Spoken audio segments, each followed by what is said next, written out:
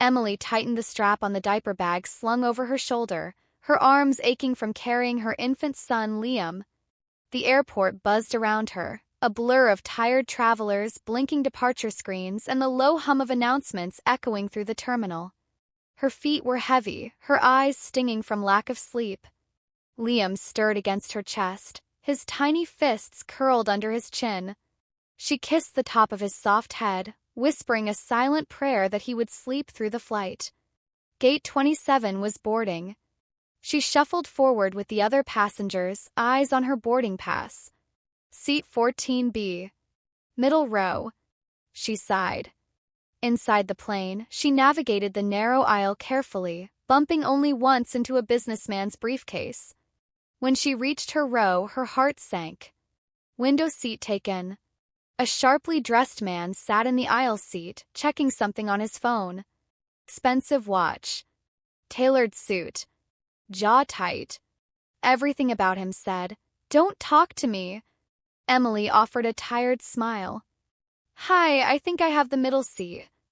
He barely glanced at her, just moved his legs enough to let her slide in. She settled into the cramped space, gently bouncing Liam to keep him calm. Her diaper bag went under the seat. Liam let out a small whimper. The man next to her didn't flinch, but she could feel his disapproval in the silence. "I'm sorry," she whispered, mostly to herself. Plane filled up. Overhead bins slammed shut. Safety announcements droned on. As the aircraft pushed back from the gate, Emily adjusted the baby blanket, tucked her hair behind her ears, and stared out the window. Rain blurred the lights outside. She was running away from something, but she didn't want to think about that now. Takeoff was bumpy. Liam stirred again, and Emily hushed him, gently rocking him in her arms. Her heart pounded. "Please don't cry. Please just sleep." But Liam whimpered louder, his tiny face scrunching up, and within moments he let out a full, high-pitched wail. Emily's chest tightened. She tried everything, pacifier, bottles, singing softly. Nothing worked. She knew what people were thinking. She'd been that person once before Liam. "I'm so sorry," she murmured again, not daring to look at anyone, especially not the man beside her. She didn't see the moment his expression softened. He glanced over, noticed the dark circles under her eyes, the trembling in her hands, the way she kept whispering to calm her baby. Eventually, Liam quieted, finally soothed by his mother's heartbeat. Emily shifted him to her shoulder, rocking gently. She leaned back, exhaustion crashing into her like a wave. Her head tilted, and before she realized it, it came to rest against the man's shoulder. He froze for a second. He could have moved, could have nudged her awake. But something stopped him. She smelled like baby powder and lavender shampoo. Her breathing slowed. She was completely asleep. The baby remained still, pressed between them. The man turned his head slightly, studying the young woman asleep beside him. He noticed the worn-out diaper bag, the frayed edges of her jacket, and the way her hands still held Liam protectively even in sleep. He didn't move. 2 hours passed. Cabin was quiet now. Most people were asleep or dozing. The man closed his eyes for a while, letting the hum of the engines fill the silence. He didn't sleep, but he didn't wake her either. Emily stirred. Her head moved slightly, and her eyes fluttered open. She gasped, pulling back instantly.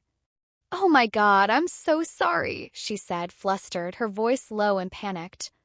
"I didn't mean to." "It's fine," the man said, his voice calm. Emily's face turned red. "I must have been more tired than I thought."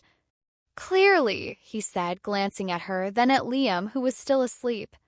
She tried to collect herself, patting her hair down and avoiding eye contact. "Thank you for not waking me." "You needed it." His tone was distant but not unkind. Emily peeked at him now, really looking. He had dark eyes, sharp features, and a calm, composed presence. There was something familiar about him. You're not Nicholas King, are you?" she asked, surprised by her own words. He looked at her, something unreadable in his expression. I am. Her mouth opened slightly. She'd heard the name before. Everyone had. Tech giant. Billionaire. Exclusive CEO of King Innovations. Always in the news. Always serious. She'd seen his face on magazine covers at checkout counters, on TV interviews she never had time to watch. And she'd just slept on his shoulder. Emily nearly choked. Wow. Okay. That's embarrassing. It's not, he replied. You're exhausted. That's human. She gave a nervous laugh. Still, I didn't expect to meet a billionaire like this. I didn't expect to be a pillow tonight, but here we are. Emily laughed despite herself. Liam shifted in her arms, and she instinctively soothed him. Nicholas watched her movements, gentle, patient, instinctual. Where are you headed? He asked. Seattle, she said. Starting over. He nodded but didn't press. Emily felt that strange, floating sensation, the kind you get after a sleepless night and a moment of unexpected kindness. Kind that makes you feel like something might be shifting. She didn't know what to say next, so she stayed quiet. The rest of the flight passed in near silence. But something unspoken had changed. When the plane began its descent, Nicholas spoke again. Do you have someone picking you up? Emily shook her head. No. Just trying to figure things out as I go. He nodded once more. I have a car waiting. She blinked. You don't have to. I didn't say I would. Just said it's waiting. Emily smiled. Right. After they landed, she gathered her things. Liam was still sleeping, wrapped snug in her jacket. As they waited to exit the plane, Nicholas did something unexpected. He held her diaper bag with one hand while she maneuvered through the narrow aisle. Outside, the cold night air hit her. Nicholas's driver was already waiting with a sleek black SUV. He paused, then looked at her. Where are you staying? A small motel near the airport, she said. Just for a couple nights. He raised an eyebrow. That's not the best area. It's what I can afford right now. He looked at her for a long second, then handed her a business card. If you ever need help finding work or a safer place, call this number. I can't promise much, but I know people. Emily stared at the card in her hand. Why are you doing this? I don't know, he said. Maybe because someone once helped me when I didn't deserve it. Maybe because you look like you've been carrying the world alone for too long. She felt something twist in her chest. She wasn't used to kindness, especially not from men like him. Thank you, she said softly. Nicholas nodded, then turned and got into the car. Emily watched the SUV disappear into the night. She stood there in the chill, holding Liam close, the card clutched in her hand. She thought that was the end of it. But it wasn't. Not even close. Emily sat on the edge of the motel bed, her knees pulled up as she rocked Liam gently. The tiny room smelled of old carpet and artificial lemon cleaner. Outside, the rain tapped against the window like it had followed her from the flight. She stared at the wrinkled business card on the nightstand. She'd looked at it 100 times, unsure whether to believe it was real. Nicholas King, CEO of King Innovations. The name still didn't seem real in her world, the one with sleepless nights, secondhand baby clothes, and motel rooms that cost too much for too little. She hadn't planned on calling. But 4 days later, her phone rang. The number was unknown. She hesitated, then picked it up. Her voice was groggy from another night of broken sleep. Hello? Ms. Bennett.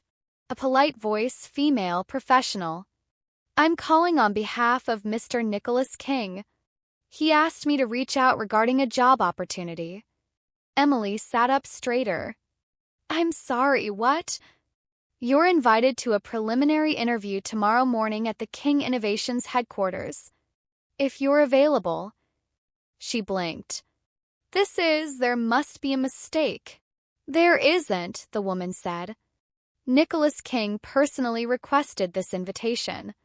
Emily's mouth went dry. Okay. Yes, I'll be there. She didn't sleep that night. She stayed up rereading her resume, ironing the only decent blouse she owned, and searching the address on her phone to figure out the bus route.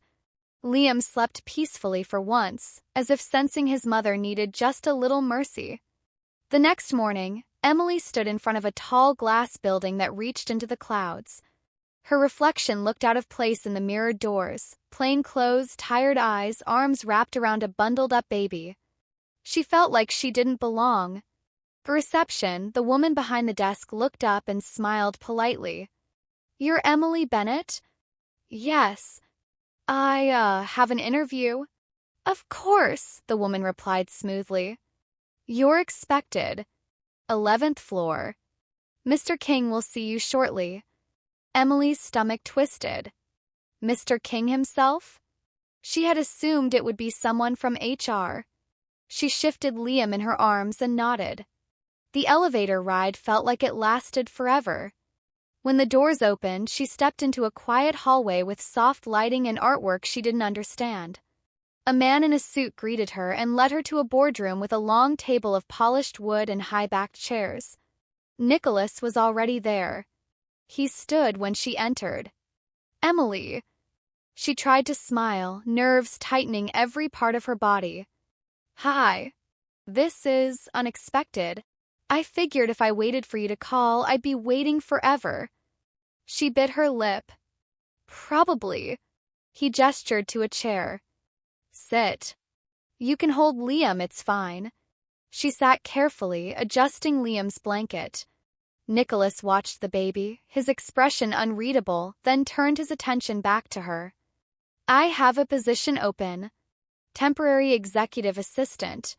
It's mostly scheduling, managing calls, coordinating meetings, nothing you can't learn. You'd start tomorrow." Emily blinked. "Wait, are you offering me the job?" "I am." I don't have experience. At least, not in anything this corporate. You're smart, organized, and calm under pressure. I saw that on the flight. Besides, he added, I trust my gut." Emily looked down at Liam, then back at Nicholas. "Why are you doing this?" Nicholas didn't answer right away. He leaned back in his chair. "Because I think people deserve chances. And because maybe I haven't stopped thinking about you." Her heart thudded hard in her chest. "What?" "You fell asleep on my shoulder. It was the most peace I've had in a long time." Emily didn't know how to respond to that. She looked at him, really looked, and saw something different now. Not just the cold CEO from headlines, but a man who had carried his own kind of tired. "I don't want charity," she said finally. "It's not charity," he said. "It's an opportunity. You can say no." She didn't. The next morning, Emily arrived early. Liam was with a kind sitter recommended by someone on Nicholas's team. She wore the same blouse but walked a little taller. Her first day was a whirlwind. People stared, some politely, some not. She heard whispers. "Is that the girl the boss hired himself? No experience. Hired out of nowhere. He never does that." She ignored them. Nicholas was surprisingly patient, explaining things with clarity. He didn't treat her like she was small.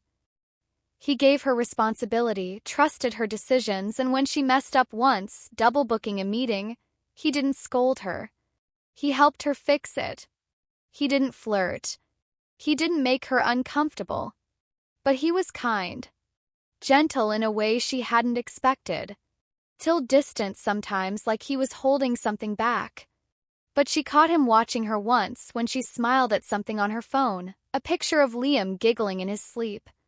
Days turned to weeks. Emily found her rhythm. She became more confident, learned fast, and slowly built a routine that didn't feel like survival.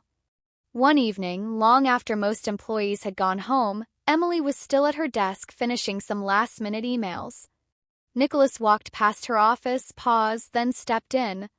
You should go home, he said. She smiled. Just 5 more minutes. He looked at her screen, then at her. You've done well. Thank you, she said quietly. I didn't think I'd make it this far. He leaned against the doorframe. Neither did I. But I'm glad you proved us both wrong. There was a silence, but it wasn't awkward. It was full. Nicholas, she said suddenly, why did you really hire me? He was quiet. Then he walked closer, just a step. His voice was lower now. You looked like you were falling. And I know what that feels like. I thought maybe if I could catch you, I'd catch a part of myself too. She swallowed hard. Her heart beat faster. She wasn't sure what this was turning into, but it was no longer just kindness. It was something more. Something delicate. Unspoken. And he wasn't just thinking about her. Emily found out later that he had arranged the sitter, paid for Liam's vaccinations, and even sent a quiet donation to the shelter she'd stayed in weeks ago. She wanted to be angry about that. She didn't want to feel like she owed him. But every time she tried to bring it up, he waved it off. I don't want anything from you, he said. I just want you to have a chance. But that wasn't true. He wanted something. Even if he didn't say it out loud. Nicholas King, the untouchable billionaire, hadn't stopped thinking about her or the baby that had slept between them on a red-eye flight. And Emily, no matter how hard she tried to pretend otherwise, was starting to think about him too. She didn't know what came next. But something was coming. Emily stepped off the elevator with a coffee in one hand, her tablet tucked under her arm, and her mind already racing through the morning's tasks. The office was buzzing. Phones rang, shoes clicked across polished floors, and hushed voices filled the air. She walked past rows of glass-walled offices, nodding at coworkers who now greeted her with small smiles instead of stares. She had survived her first month at King Innovations. It hadn't been easy. Balancing motherhood and a full-time job in one of the busiest tech firms in the country was like walking a tightrope every day. She woke before sunrise, packed diaper bags, dropped Liam off with the sitter, caught 2 buses and a train, and still arrived 5 minutes early, because being late even once wasn't an option. Emily had made mistakes, but she learned fast. Nicholas didn't praise her often, but when he did, it meant something. A nod. A quiet good work. A rare moment where his eyes softened just slightly. Kept her going. She had organized his meetings with military precision, managed his travel plans without a hitch, and somehow managed to survive a week-long conference where she'd been in charge of every detail. People had started noticing. A few coworkers even asked for her help. Slowly, she was earning her place. But her world still ran on a delicate thread. One broken piece, and everything could fall apart. That happened on a rainy Thursday morning just after 7 a.m. Her phone buzzed with a message from the sitter. I'm so sorry, Emily. I woke up with a fever. I can't watch Liam today.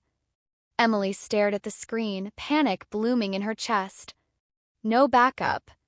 No family. No time to think. She looked at Liam, who was chewing on his pacifier and smiling like the world was simple. She scooped him into her arms and started packing his things. A bottle. A blanket. 2 diapers. She didn't think. She just moved. An hour later, she stood in the lobby of King Innovations with Liam on her hip, praying no one would send them away.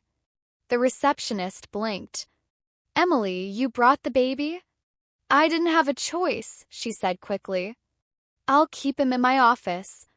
I won't disturb anyone. I promise. She hurried through the hallways, ignoring the raised eyebrows and curious glances. She reached her office and set Liam down on a folded blanket in the corner.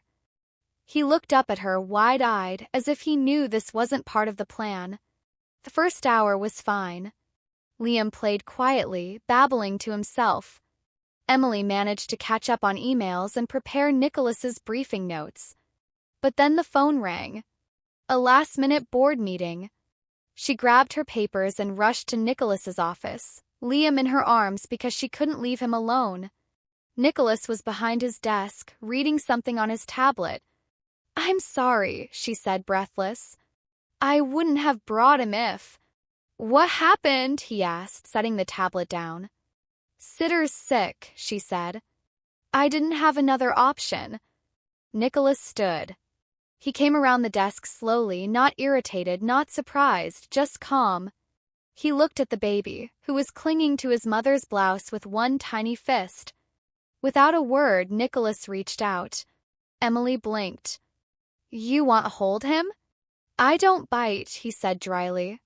She hesitated, then passed Liam over. To her shock, Liam didn't cry. He just looked up at Nicholas curiously. Nicholas held him awkwardly at first, as if he were trying to remember how. But then his arms adjusted. His hands supported the baby's back. He bounced slightly, instinctively. Liam giggled. Emily stared. "You've done this before." He didn't look at her. "I had a niece. She cried unless I walked in circles while holding her." Nicholas moved gently, pacing the office, Liam nestled against his shoulder. The baby's eyes started to droop. Emily couldn't believe what she was seeing. Cold, untouchable CEO cradling her son. "I expected you to be angry," she said quietly. "I'm not," he replied. "You're doing your best." She leaned against the desk, feeling a knot in her chest loosen. "Thank you." Nicholas looked at her now, really looked. Her hair was pulled back, a little frizzy from the rain. Her eyes were tired but still bright. She looked like someone who carried too much, and yet she was still standing. "I admire you," he said. Emily blinked. "Why?" "You didn't break." Most people would have. Her voice was quiet. "I almost did." Nicholas didn't respond. He just kept rocking Liam until the baby's breathing slowed. Emily sat down, her heart full of a strange warmth. She hadn't seen this side of him before, not on the plane, not in the office. This man wasn't just powerful. He was gentle. And that, somehow, was more dangerous to her heart than any charm or riches. The moment passed. Nicholas handed Liam back, careful and slow. "You can keep him here today," he said. "If anyone complains, they can talk to me." Emily smiled. "You're full of surprises." "So are you," he replied. Later that afternoon, Emily returned to her office to find a small foldable baby crib tucked neatly in the corner. No note. No message. But she knew who had sent it. Nicholas didn't bring it up. Neither did she. But something had changed between them. From then on, when she spoke, he listened just a little closer. When she laughed, he glanced up, almost smiling. When she struggled, he found ways to make her life easier, quietly, without credit. He never crossed a line. Never made her feel like she owed him. But she could feel something slowly forming between them, like the first drops of rain before a storm. One evening, as the office lights dimmed and most people had gone home, Nicholas passed by her office. Liam was sleeping in the crib. Emily was finishing up. He stopped at the doorway. "You okay?" She looked up. "Yeah.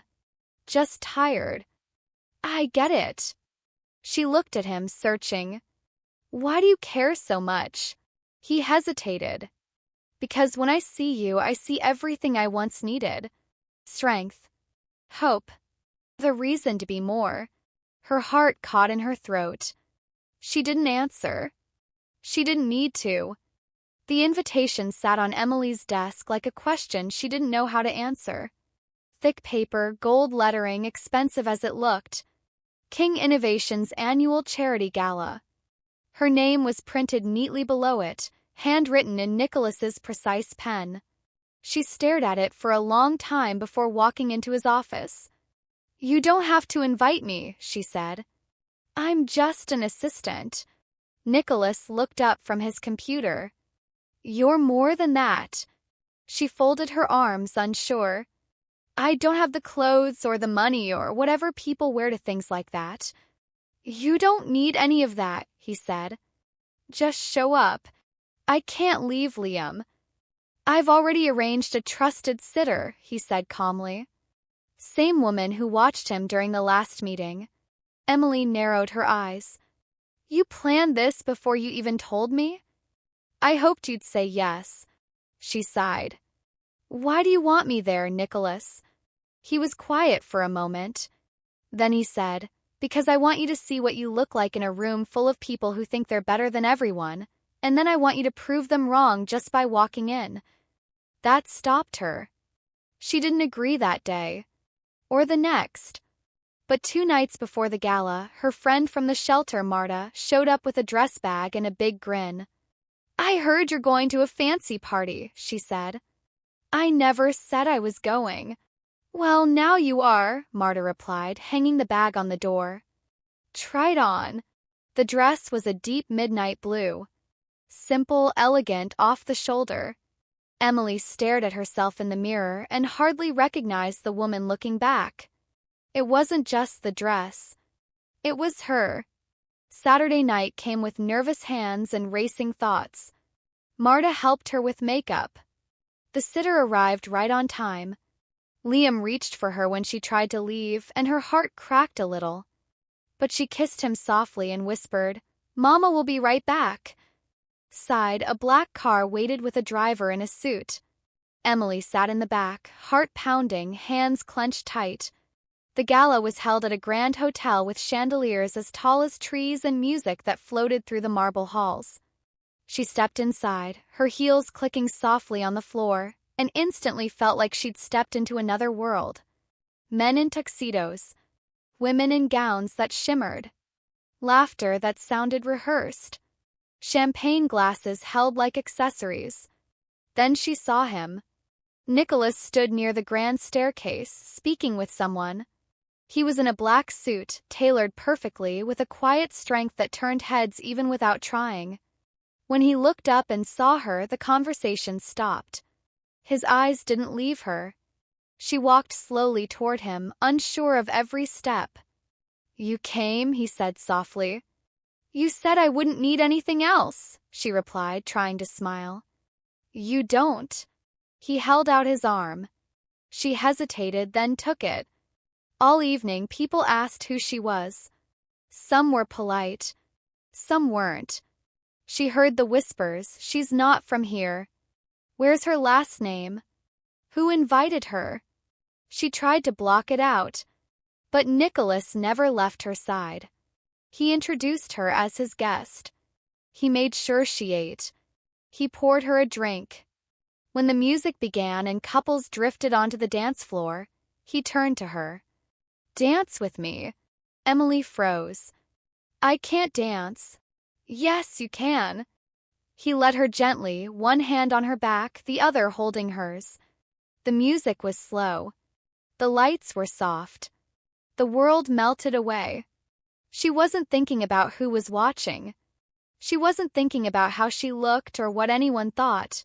She was just thinking about his hand in hers, his eyes on hers, the warmth between them that neither of them had dared name.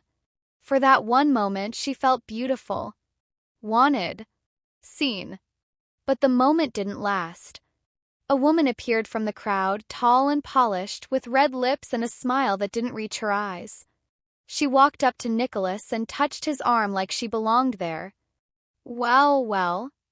I didn't expect you to bring someone this year, the woman said, glancing at Emily. Nicholas stiffened. Hello, Vanessa. Emily's stomach dropped. Vanessa. The name wasn't familiar, but the energy between them was. Something old. Complicated. Vanessa turned to Emily. I'm sure you're very sweet. What is it you do again?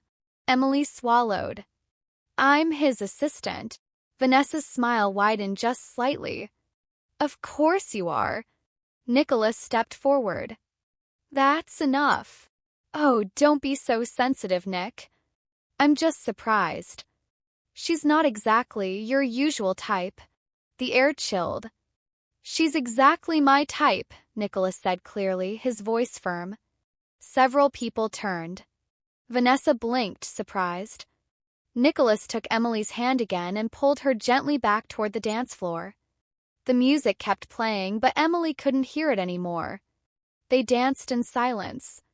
When the song ended, Nicholas led her outside to the garden, away from the noise and eyes. "I'm sorry," he said. "She had no right." Emily looked down. "She was your fiancé?" "Yes," he admitted. "Years ago. She hates me." "She doesn't know you," he said. "And it doesn't matter what she thinks." "It kind of does," Emily whispered. "To everyone else here, I'm just the poor girl who fell asleep on a plane and got lucky." "No," he said. "To me, you're the woman who held her life together with both hands when it was falling apart. You walked into this place with more grace than anyone inside." She looked up at him. "But I don't belong here." Nicholas stepped closer. "Emily, you don't have to belong here. I don't either most days. But I'm here. And I want you here too." Her heart ached. She wanted to believe him. But the doubt, the fear, they whispered louder than his voice. "Thank you for tonight," she said softly. "But I think I should go." He didn't stop her. But he didn't let her go far either. As she walked back toward the hotel, heels clicking against stone, she turned once and saw him still standing in the garden, hands in his pockets, staring after her. The office felt colder the week after the gala. Not in temperature, but in silence. Emily still showed up on time, still managed Nicholas's calendar, still responded to emails and printed reports. But something about her had changed. She didn't make small talk anymore. She barely looked at Nicholas during meetings. And when he passed by her desk, she smiled politely but never let her eyes linger. She was pulling away. Nicholas noticed it right away. And though he was used to people stepping carefully around him, this was different. This was personal. He replayed the gala night in his head again and again. He saw the way her eyes dimmed after Vanessa's words, how her voice softened when she said she didn't belong.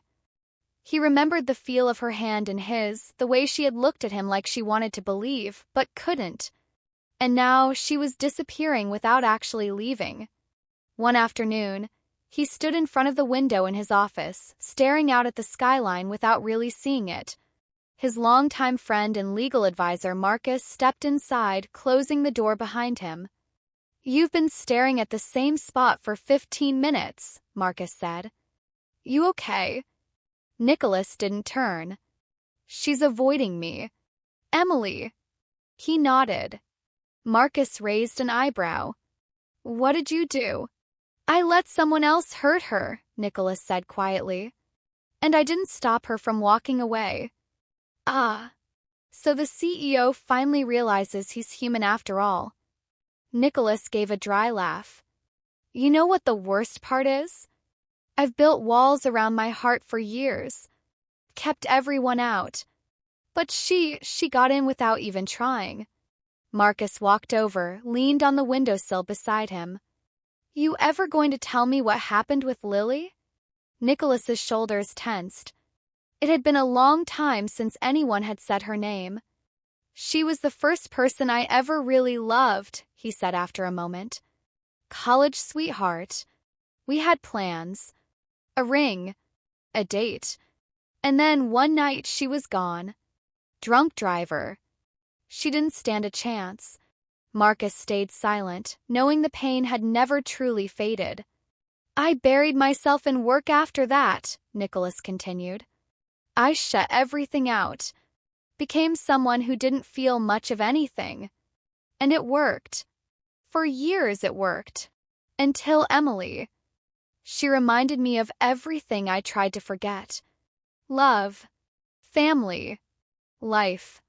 That kid of hers, he looks at me like I'm someone good. Someone safe." Nicholas turned from the window now, his face more open than Marcus had seen in years. "I think I want that again," he admitted. "Not just with her. With both of them." Marcus gave a slow nod. "Then tell her." before she slips through your fingers.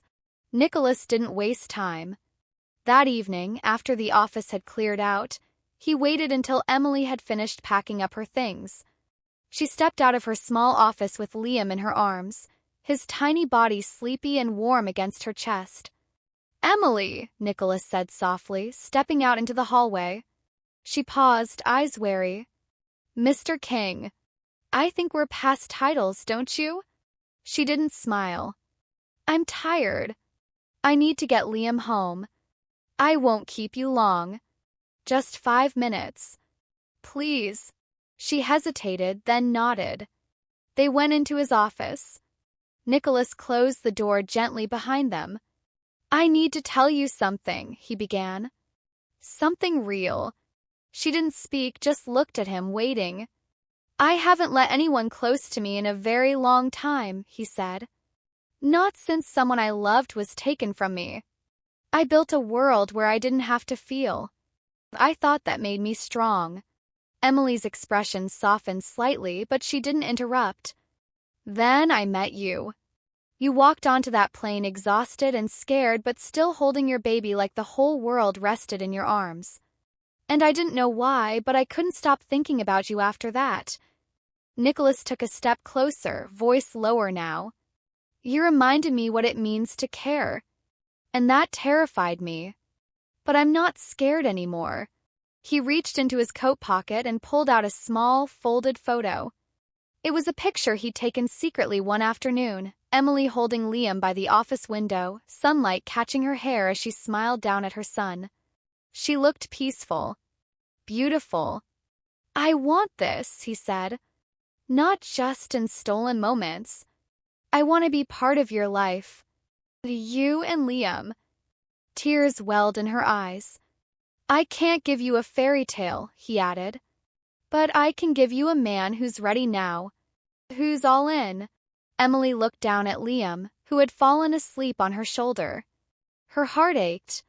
She wanted to believe every word. But belief wasn't enough. She nodded slowly. "Thank you for telling me that." Nicholas stepped forward. "Emily," but she was already backing away. "I need time." Then she left. The next morning, Nicholas arrived early. He made coffee. Waited. But Emily didn't come in. By noon, her desk was still empty. He checked her office. No bag. No toys. No sign of her. Called her cell. It rang and went to voicemail. He sent a message. No response. By late afternoon, he asked HR if she had submitted anything. No resignation. No warning. Nothing. She was just gone. Nicholas sat at his desk, staring at the door she used to walk through each morning. The silence in the room felt heavier than it ever had before. He leaned back, heart hollow. He had waited too long. And now she'd vanished from his life as suddenly as she'd appeared.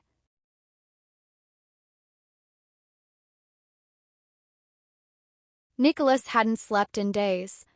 The silence left behind after Emily disappeared was louder than any boardroom argument or ringing phone. He went through her file again and again, looking for clues. Her address on record was a temporary one from months ago. She had no family listed. No emergency contact. It was as if she had deliberately erased her trail.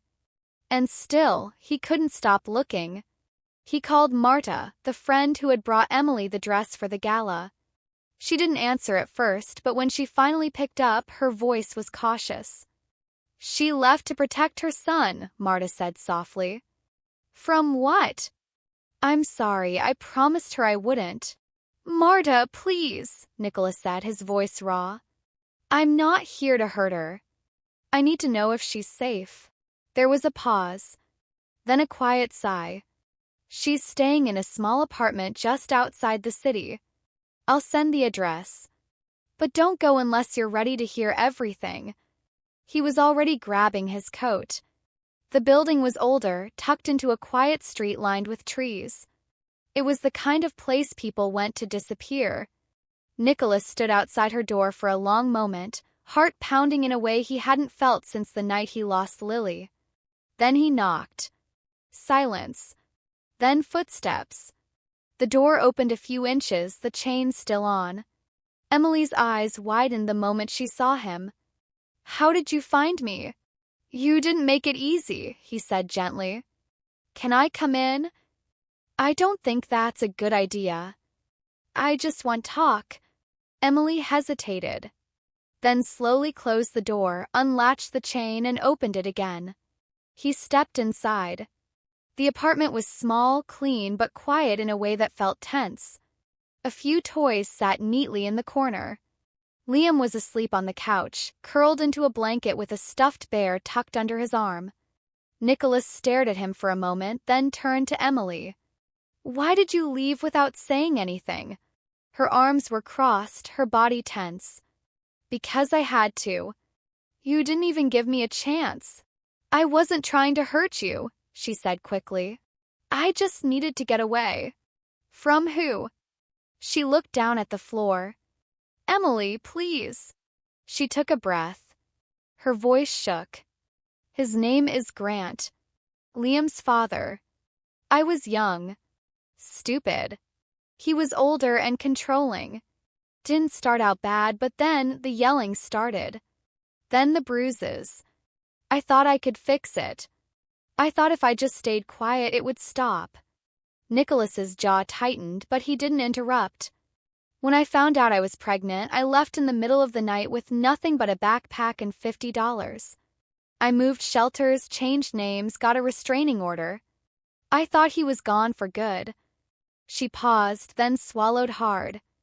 "But after the gala, I don't know how, but he found out where I worked.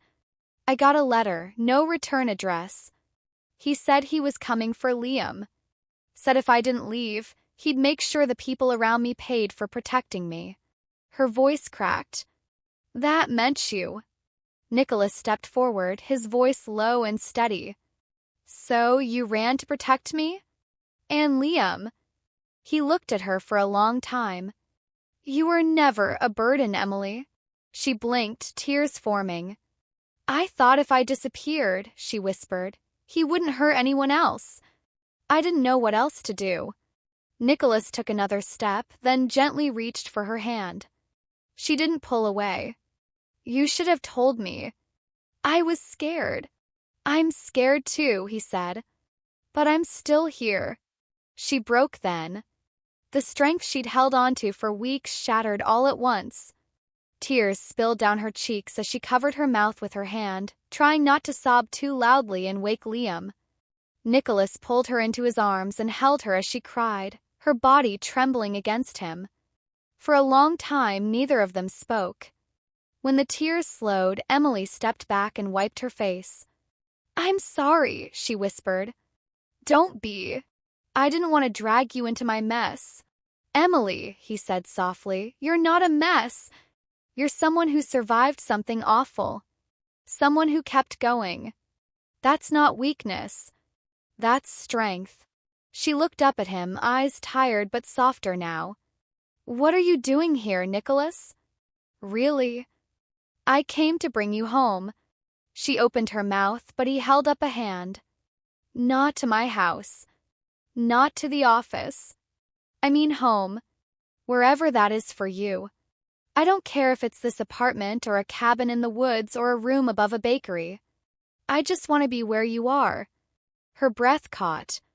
"I want to help you fight this. I have lawyers, resources, connections. You don't have to run anymore. But if Grant comes after you, I'll handle it," he said firmly. "He doesn't get to control your life anymore." Emily sat down slowly on the edge of the couch beside her sleeping son. She brushed Liam's hair back gently and whispered, "I've been alone for so long I forgot what it felt like to be protected." Nicholas knelt beside her, his hand resting lightly on hers. "You're not alone anymore." She looked at him, her heart so full it hurt. "You're really not going to run?" "I've spent too many years running from my own past. I'm done with that." Quiet moment passed. Then Liam stirred, opening his eyes sleepily. When he saw Nicholas, he blinked, then reached out with small hands. Nicholas smiled and lifted him gently. "Hey, buddy. Miss me?" Liam cuddled into his chest without hesitation. Emily watched them, tears sliding down her cheeks again, but this time they weren't from fear. They were from hope. It all changed in the weeks that followed. Nicholas wasted no time. The morning after he found Emily, he called his legal team into an emergency meeting. With the evidence Emily had saved, the threatening letter, the old restraining order, the hospital records, they built a powerful case.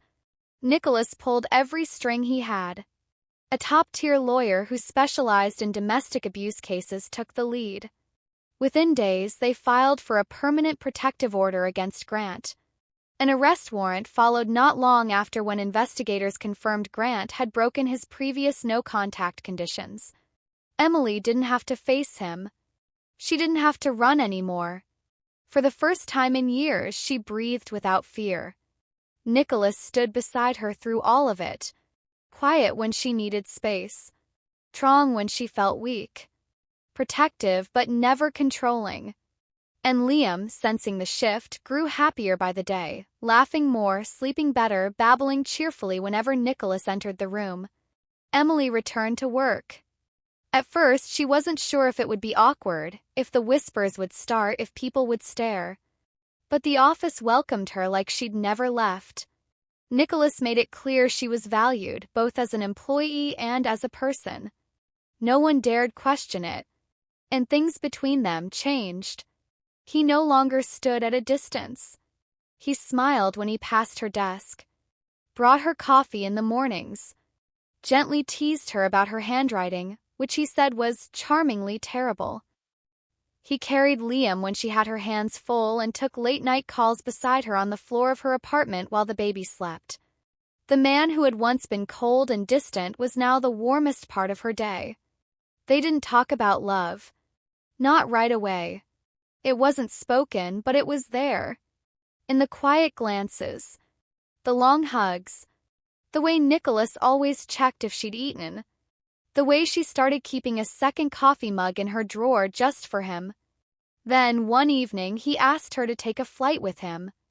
"It's business," he said casually, though there was something behind his eyes she couldn't read. "But I'd like you and Liam to come." She hesitated. "On your jet?" "Yeah.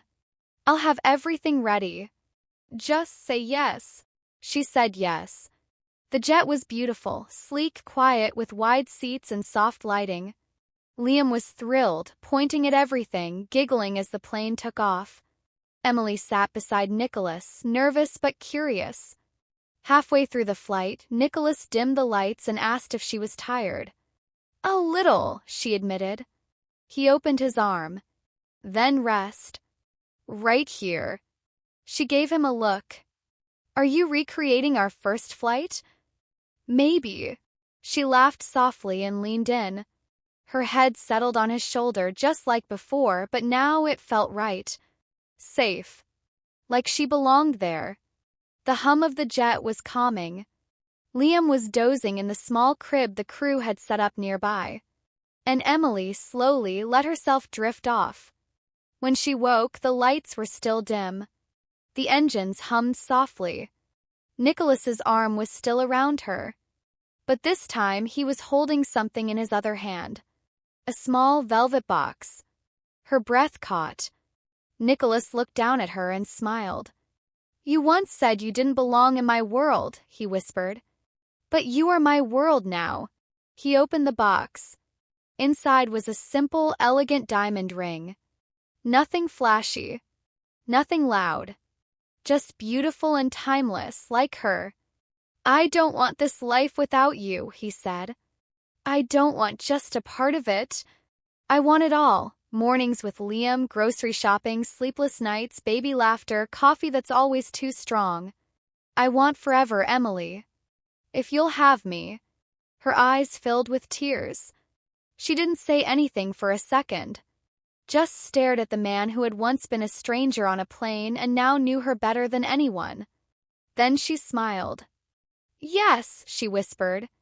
Nicholas slipped the ring on her finger. Emily wiped her tears and kissed him, gently, sweetly, like a promise. Beside them, Liam woke and gave a sleepy gurgle as if in approval. Nicholas laughed, scooped him up, and held him between them. "Looks like he approves," Emily said, brushing Liam's curls back. "He's got good taste," Nicholas replied. They stayed like that, the three of them tucked close together as the plane soared through the sky, no longer strangers, no longer running. Just a woman, a man, and a little boy who had brought them together without saying a word. It wasn't just a happy ending. It was a new beginning,